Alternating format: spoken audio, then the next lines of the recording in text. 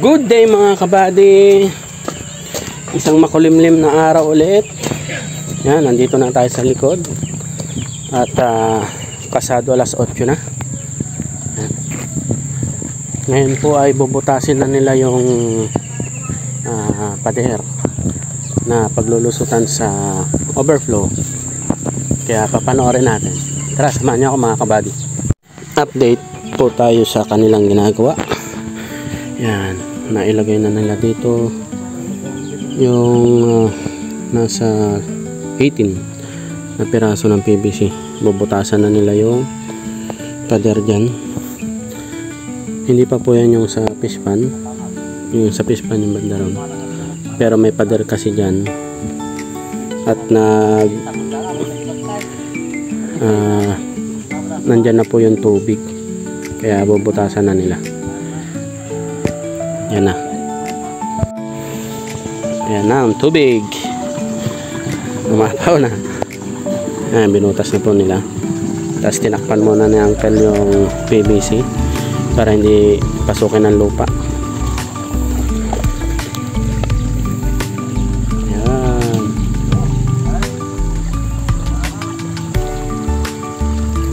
Gandun po yan. Yung dulo niyan ay creek na. Diyan po pupunta yung tubig, diyan babagsak.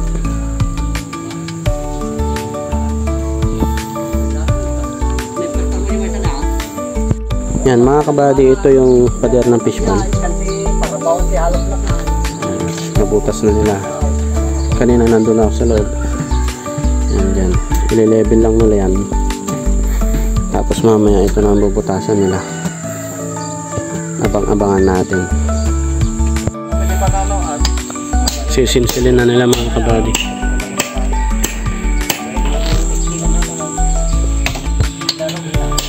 Talawang ng budong yung talawang sa amin. Biasang tagpagdoko niya nakama ay kulot din na nila.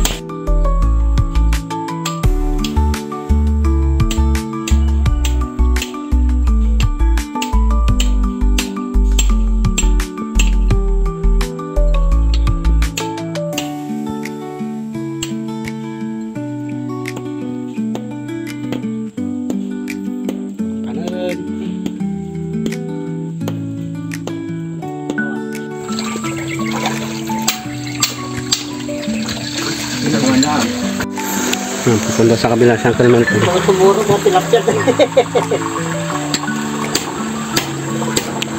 Tinakpan niya lang.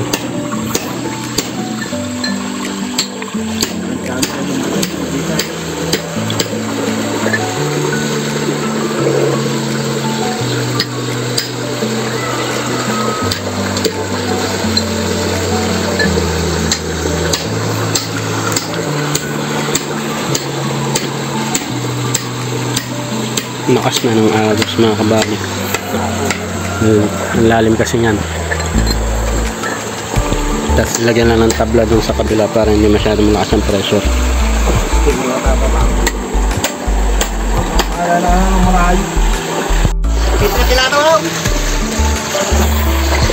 Nabutasan na nila.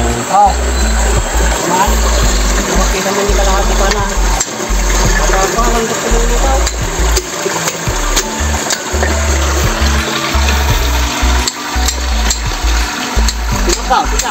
Mana kan? Lalagay na po nila yung PVC. Kita tayo tulak na.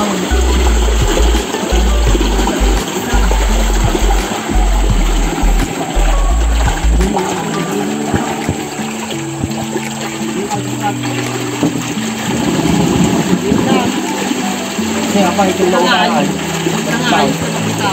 Tayo. May sulsul po di ay.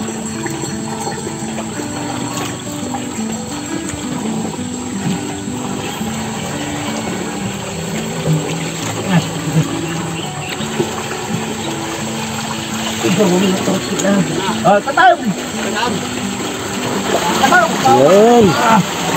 May lagay na nila.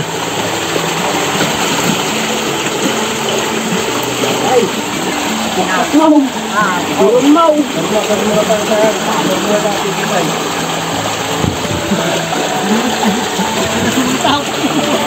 Sumulto pa tanggal. Sarag. Dilbaw, kabilbaw. Saan ako pangapaw pa ko? Pangataw ka. Yan, nilalagyan na nila yung elbow. Right! Sakay, tumultaw. Ibuwid na. Nilagyan na nila mga kabady. Yan. Nilalagyan muna na nilang putik para masil. Ang lakas ng pressure ng tubig. Hinihigop pati yung kamay nila pag tumama doon sa may butas ng PVC mga kabady.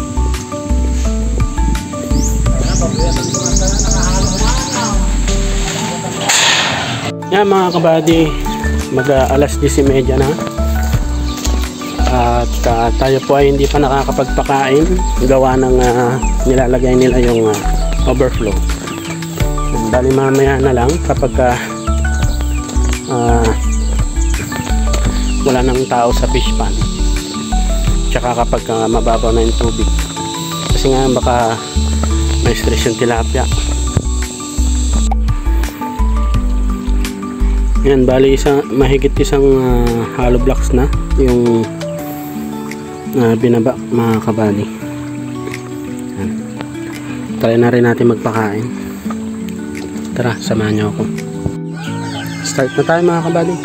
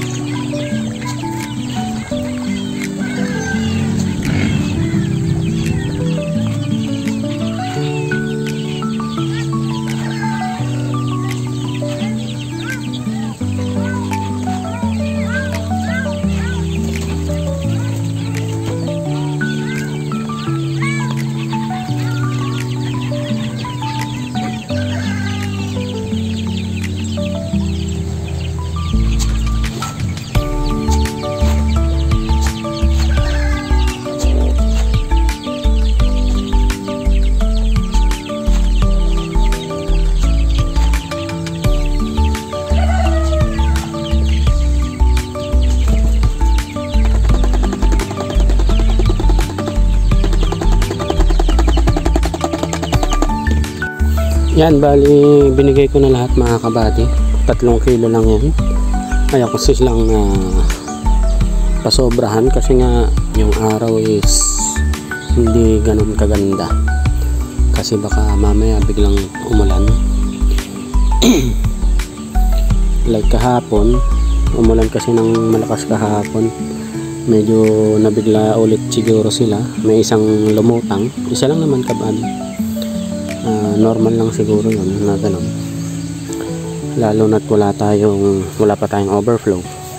Pero ngayon ayan, malapit na matapos, baka mamaya masisimentohan na nila yan.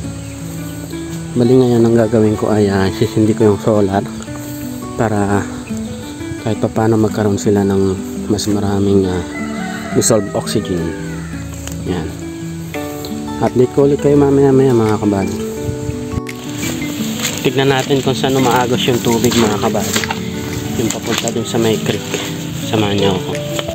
Ito yung outlet mga kabady. Ayan, yung creek. Diyan sa kabila, malaking fish pond din yan. Ayan yung kanilang outlet. Meron din doon yung maagos. Ito yung sa amin. Kaya lang wala kasing daanan dito, kaya dito kami sa side dumaan. Balik na tayo doon mga kabady.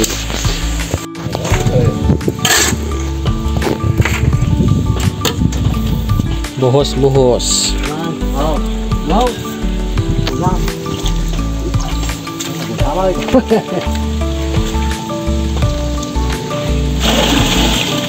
Mga pang-gerger ito mo dyan nagpispana. Durong ng tubig. Dapat na patipahan ako magta. Mo lang. Sinasemento na po nila. So yung mga joint.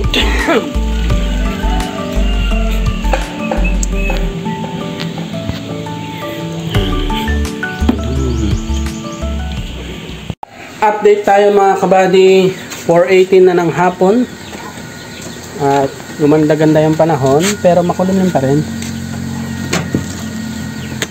pero walang sign na uulan. Yan, so magpapakain na tayo tapos update ko kayo dun sa ginawa nilang overflow. Yan. Start na mga kabady.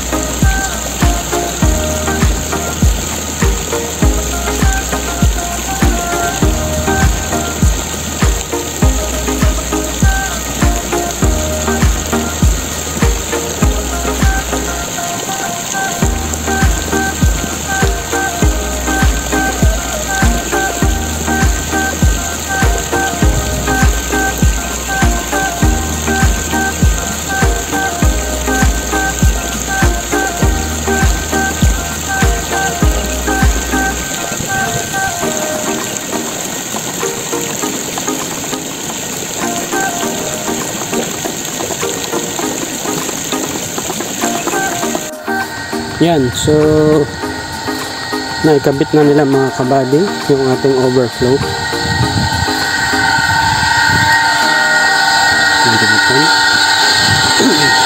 Tapos kanina tanghali, ito na yun, lalagyan nila ng semento.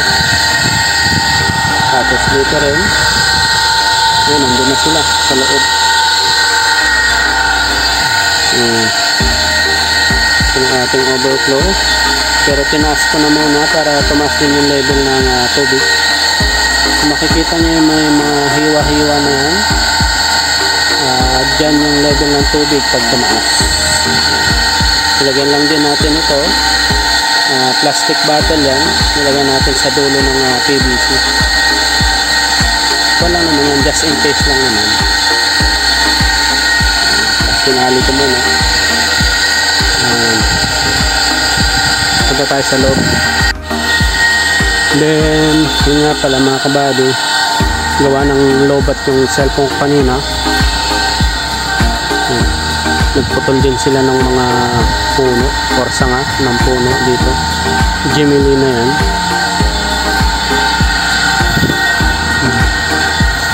Para mas mabilis lumaki yung katawan ng Gemini.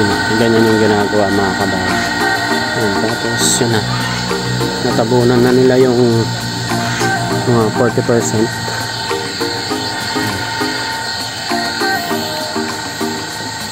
Tutuloy pa nila ulit yan sa susunod na mga araw.